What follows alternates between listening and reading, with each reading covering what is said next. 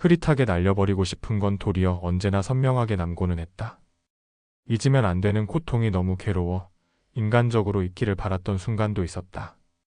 그런 바람을 가져선 안 되는 사람이 비는 바람에 벌을 받듯 더 지독히 고통이 또렷해지고는 했다.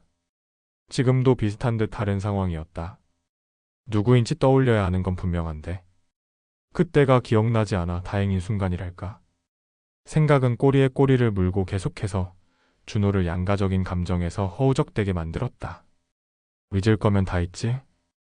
즉, 절로 혀가 차졌다. 이토록 분명하지 못하며 혼란스럽고 책임감 없는 태도로 일관하는 자신이 마음에 들지 않고 나설기도 했기 때문이다. 하필이면 그 일이 벌어진 날이 정우의 기일이어서 준호는 무거운 추가제 어깨에 하루하루 더 많이 얹어지는 듯 했다. 그런 와중에 환자들은 끊임없이 밀려오고 오늘은 사망 선고까지 해야 했다. 만 23세인 대학생인데 하필이면 준호가 연락을 받고 말았다. 다른 선생님에게 연락하길 바라는 유일한 순간이 1년에 몇 번이나 있었다. 그건 바로 20대 초반 남자 대학생의 사고와 죽음이었다. 준호는 촉촉하게 반들거릴 만큼 손 소독제를 짰다.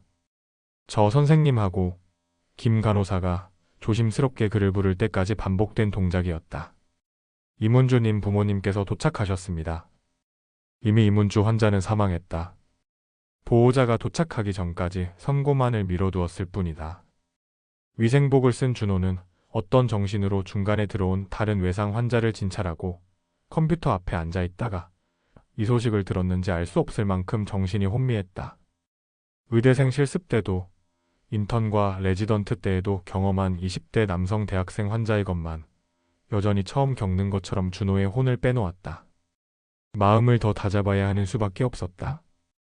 의사생활을 하기 위해선 감내해야만 했다. 아직 소원해 보이나 언젠가 반드시 해내야 하는 일이었다. 가시죠. 준호는 위생복을 입은 채 환자 옆에서 얼굴이 다 눈물에 가려질 만큼 우는 보호자들 곁으로 갔다. 심전도가 완전히 일직선이라 선고하겠습니다.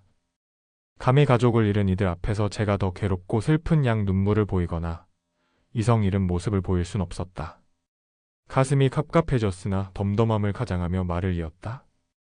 2024년 2월 25일 11시 25분경 이문주님 운명하셨습니다. 흐느낌이 어느새 통곡이 되었다. 환자의 아버지 나에 주저앉아 소리 없이 울며 가슴을 쳤고 어머닌 시트 덮인 환자에게 엎어져 꺽꺽 숨 넘어가게 울었다. 고생하셨습니다, 환자분. 준호는 시트 아래 환자의 얼굴을 마주 보듯 바라보며 읊조렸다. 다발성 골절 환자였다.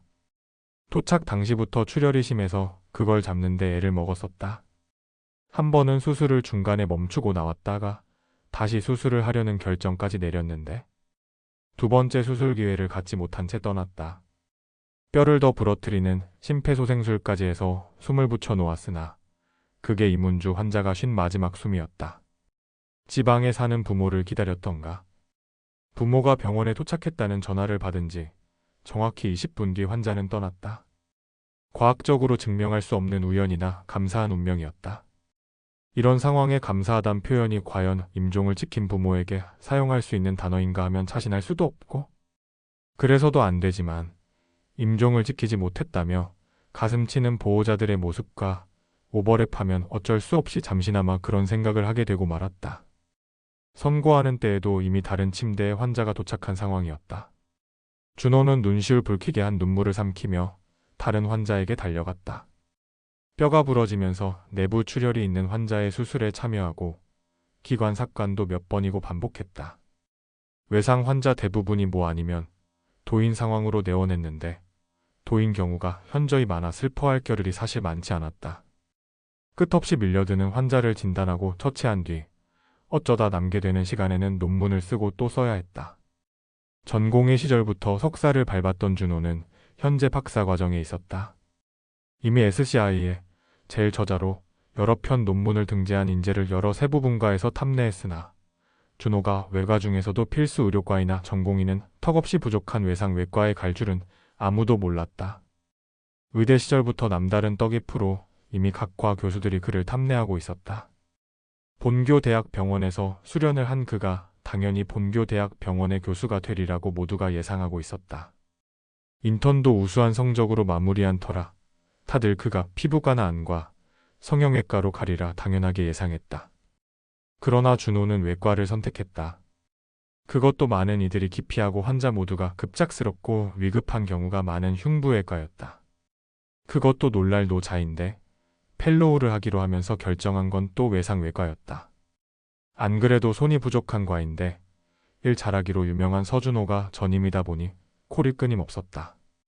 그런지라 병원에서 퇴근하는 날이 드물었다.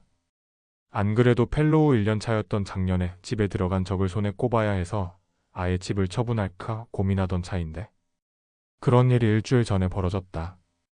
처분하려던 그 집에서 집을 진즉 처분했더라면 그날 일이 벌어지지 않았을까? 이미 벌어진 일을 돌이킬 순 없으나 자꾸만 후회가 되고 그날을 선명하게 떠올리기 위해 노력하며 일주일의 시간이 다시 지나갔다. 정우 생각도 하고 환자를 보고 그날 그와 그런 일을 벌인 사람이 누구인지 떠올리고 환자를 보고 수술하고 논문을 쓰고 정우를 생각하고 그날을 떠올려 보려 하고 다시 또 시간은 속절없이 흘러갔다.